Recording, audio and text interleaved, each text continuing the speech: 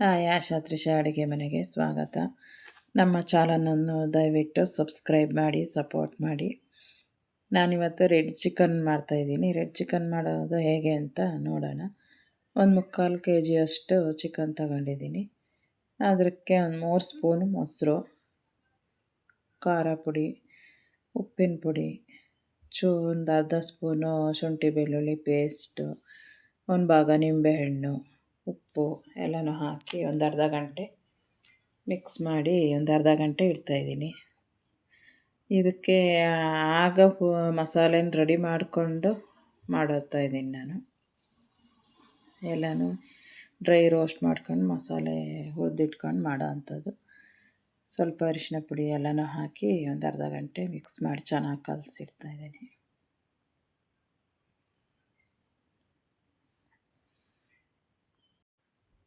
ಇದು ಮಿಕ್ಸ್ ಮಾಡಿ ಕಲಸಿಟ್ಟ ಮೇಲೆ ಡ್ರೈ ರೋಸ್ಟ್ಗೆ ಅಂತ ಒಂದು 3-4 ಸ್ಪೂನು ಧನಿಯಾ ಬೀಜ, ಒಂದು ಹಿಡಿಯಷ್ಟು ಬ್ಯಾಡಗಿ ಮೆಣಸಿನ್ಕಾಯಿ, ರೆಡ್ ಕಲರ್ ಬರಬೇಕು ಅಂತ ಬರೀ ಬ್ಯಾಡಗಿ ಮೆಣಸಿನ್ಕಾಯಿ ಹಾಕ್ತಾಯಿದ್ದೀನಿ. ಖಾರದ ಮೆಣಸಿನ್ಕಾಯಿ ಹಾಕ್ತಾಯಿಲ್ಲ.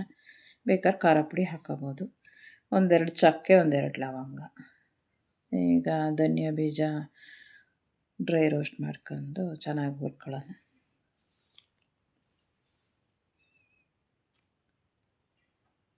ಆಗ ಮಾಡಿ ಪುಡಿನ ರೆಡಿ ಮಾಡ್ಕೊಂಡು ಮಾಡಿದರೆ ಟೇಸ್ಟ್ ಸಖತ್ತಾಗಿರುತ್ತೆ, ಚೆನ್ನಾಗಿ ಬರುತ್ತೆ. ಚೆನ್ನಾಗಿತ್ತು ಟೇಸ್ಟು. ನೀವು ಟ್ರೈ ಮಾಡಿ ನೋಡಿ, ನಿಮಗೆ ಗೊತ್ತಾಗುತ್ತೆ. ಅದಕ್ಕಿನ್ನೇನು ನಾನು ಮೆಣಸು ಏನೂ ಹಾಕ್ತಾಯಿಲ್ಲ, ಜಾಸ್ತಿ ಮಸಾಲೆನೂ ಹಾಕ್ತಾಯಿಲ್ಲ. 1-2 ಚಕ್ಕೆ ಲವಂಗ ಅಷ್ಟೇ ಹಾಕ್ತಾಯಿರೋದು. ಮಾಮೂಲಿ ಧನಿಯಾ ಬೀಜ, ಬ್ಯಾಡಗಿ ಮೆಣಸಿನ್ಕಾಯಿ,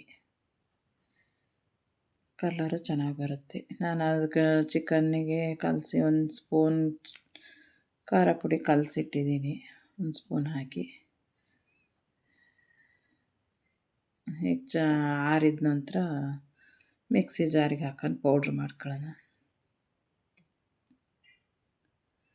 ಪೌಡ್ರು ಇಷ್ಟೆಲ್ಲ ಏನು ಬೇಕಾಗಲ್ಲ, ಜಾಸ್ತಿ ಮಾಡಿ ಇಟ್ಕೊಂಡ್ರೆ 2 ದಿನಕ್ಕೆ ಆಗುತ್ತೆ. ಈಗ ಚೆನ್ನಾಗಿ ಪೌಡ್ರಾಗಿದೆ. ಪೌಡ್ರ್ ಸ್ವಲ್ಪ ತರ್ತರಿನೇ ಇರುತ್ತೆ. 1 ಈರುಳ್ಳಿ, 1 ಟೊಮಾಟೊ, ಸ್ವಲ್ಪ ಪುದೀನ, ಸ್ವಲ್ಪ ಕೊತ್ತಂಬರಿ, ಶುಂಠಿ ಬೆಳ್ಳುಳ್ಳಿ ಪೇಸ್ಟು 1 ಸ್ಪೂನು ಒಗ್ಗರಣೆಗೆ ಅಂತ ಇಟ್ಕೊಂಡಿದ್ದೀನಿ. ಈಗ ಸ್ಟವ್ ಆನ್ ಮಾಡಿ ಬಾಣಲೆಗೆ ಎಣ್ಣೆ ಹಾಕ್ಕೊಂಡು 1 ಈರುಳ್ಳಿ ಸಣ್ಣದಾಗಿ ಕಟ್ ಮಾಡಿ ಇಟ್ಕೊಂಡಿದ್ದೀನಿ. ಸಣ್ಣದಾಗಿ ಕಟ್ ಮಾಡಿದ್ರೆ ಚೆನ್ನಾಗುತ್ತೆ. ಈರುಳ್ಳಿ ಚೆನ್ನಾಗಿ ಫ್ರೈ ಆದ ನಂತರ ಪುದೀನ, ಟೊಮಾಟೊ ಬೇಕಾದ್ರೆ ಪೇಸ್ಟ್ ಮಾಡಿ ಹಾಕ್ಬೋದು, ರುಬ್ಕೊಂಡು ಪೇಸ್ಟ್ ಮಾಡಿ. ಅದು ಹಾಗೆ ಸ್ಮ್ಯಾಶ್ ಆಗಿ ಕಲಸೋಗುತ್ತೆ ಅಂತ ನಾನು ಸಣ್ಣದಾಗಿ ಕಟ್ ಮಾಡಿ ಹಾಕ್ತಾಯಿದ್ದೀನಿ. ಇದಕ್ಕಿನ್ನೇನು ಮಸಾಲೆ ಏನು ಹಾಕ್ತಾಯಿಲ್ಲ ನಾನು, ಬರೀ ಒಗ್ಗರಣೆಲೇ ಮಾಡೋ ಅಂಥದ್ದು. ಪೌಡ್ರು ಒಂದು ಮಾಡ್ಕೊಂಡ್ರೆ ಬೇಗ ಆಗುತ್ತೆ. ಒಗ್ಗರಣೆಗೆ ಈರುಳ್ಳಿ, ಶುಂಠಿ ಬೆಳ್ಳುಳ್ಳಿ ಪೇಸ್ಟು, ಪುದೀನ, ಟೊಮಾಟೊ ಎಲ್ಲ ಹಾಕಿ ಟೊಮಾಟೊ ಸ್ವಲ್ಪ ಸ್ಮೂತಾಗಿ ಬೇಯಲಿ ಅಂತ. ಇದಾದ ನಂತರ ಉಪ್ಪು ನಾನಿಲ್ಲಿ ಒಗ್ಗರಣೆಗೂ ಹಾಕಿದ್ದೀನಿ, ಮತ್ತು ಮಿಕ್ಸ್ ಮಾಡಿಡೋಕ್ಕೂ ಉಪ್ಪು ಹಾಕಿದ್ದೀನಿ. ಉಪ್ಪು ಖಾರ ನೋಡ್ಕೊಂಡು ಹಾಕ್ಕೋಬೇಕಾಗುತ್ತೆ ಟೇಸ್ಟಿಗೆ.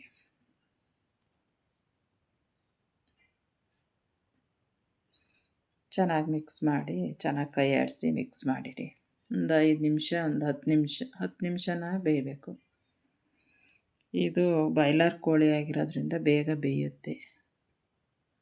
ಬಾಯ್ಲರ್ ಕೋಳಿ ಮೆತ್ತಗಿರುತ್ತೆ, ಬೇಗ ಆಗುತ್ತೆ ಇದು. ಚೆನ್ನಾಗಿ ಮಿಕ್ಸ್ ಮಾಡಿ ಕೈ ಆಡಿದ್ದೀನಿ. ಅದು ಫುಲ್ ಬರೀ ಎಣ್ಣೆಲೇ ಬೇಯಬೇಕು, ಅದರಲ್ಲೇ ಸ್ವಲ್ಪ ನೀರು ಬಿಡುತ್ತೆ. 1 ಸ್ಪೂನಷ್ಟು ಕಸ್ತೂರಿ ಮೇಥಿ ಹಾಕ್ತಾಯಿದ್ದೀನಿ. ಕಸ್ತೂರಿ ಮೇಥಿ ಹಾಕಿದರೆ ಟೇಸ್ಟ್ ಚೆನ್ನಾಗುತ್ತೆ. ನಾವು ಇದಕ್ಕಿನ್ನೇನು ಜಾಸ್ತಿ ಮಸಾಲೆ ಹಾಕ್ತಾಯಿಲ್ವಲ್ಲ. ಕಸ್ತೂರಿ ಮೇಥಿ ಚಿಕನ್ನಿಗೆ, ಬಿರಿಯಾನಿಗೆ, ಚಿಕನ್ ಗ್ರೇವಿಗೆ ಎಲ್ಲದಕ್ಕೂ ಚೆನ್ನಾಗಾಗುತ್ತೆ. ಇದೊಂದು 10 ನಿಮಿಷ ಚೆನ್ನಾಗಿ ಬೆಂದಿದೆ. ಈಗ ಮಸಾಲೆಯಲ್ಲಿ ಒಂದು 5 ನಿಮಿಷ ಬೇಯಲಿ ಅಂತ ಮಸಾಲೆ ಹಾಕ್ತಾಯಿದ್ದೀನಿ. ಒಂದು 3 ಸ್ಪೂನ್ ಹಾಕ್ತಾಯಿದ್ದೀನಿ. 3 ಸ್ಪೂನು ಖಾರ ಫಸ್ಟೇ ಹಾಕಿದ್ದೀವಿ, ಬೇಕು ಅಂದರೆ ಇನ್ನೊಂದು ಸ್ವಲ್ಪ ಖಾರ ಹಾಕೋಬೋದು.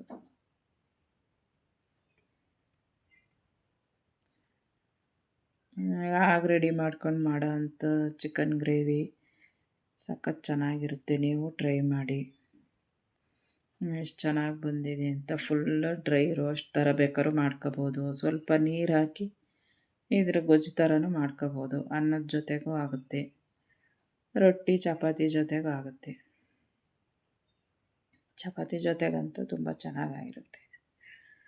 ಈಗ ಕೊತ್ತಂಬರಿ ಸೊಪ್ಪು ಹಾಕ್ತಾಯಿದ್ದೀನಿ. ಬೇಕು ಅಂದರೆ ಇನ್ನೊಂದು ನಿಂಬೆಹಣ್ಣು ಹಾಕ್ಬೋದು. ನಾನು ಟೊಮೊಟೊ ಹಾಕಿದ್ದೀನಿ, ಒಂದು ನಿಂಬೆಹಣ್ಣು ಆಗಲೇ ಕಲಸಿಟ್ಟಾಗೂ ಹಾಕಿದ್ದೀನಿ. ಅದೇ ಹುಳಿಯಾಗಿ ಚೆನ್ನಾಗಾಗಿತ್ತು. ನೀವು ಟ್ರೈ ಮಾಡಿ. ಟೇಸ್ಟ್ ಅಂತೂ ಸಖತ್ತಾಗಿ ಬಂದಿರುತ್ತೆ. ಅದು ಇಡೋ ಅಷ್ಟರಲ್ಲಿ ನನ್ನ ಮಗಳು ಟೇಸ್ಟ್ ನೋಡೋಕ್ಕೆ ಅಂತ ಫಸ್ಟೇ ಎತ್ಕೊತಾ ಇದ್ಲು. ಇದು ಅನ್ನದ ಜೊತೆಗೂ ಚೆನ್ನಾಗಿರುತ್ತೆ. ಚಿಕನ್ ಉಪ್ಪಿನಕಾಯಿ ಥರನೇ ಇತ್ತು ಟೇಸ್ಟ್ ಅಂತೂ. ಹುಳಿ ಹುಳಿಯಾಗಿ ಖಾರವಾಗಿ ನೀವು ಟ್ರೈ ಮಾಡಿ, ಸಖತ್ ಚೆನ್ನಾಗಿರುತ್ತೆ.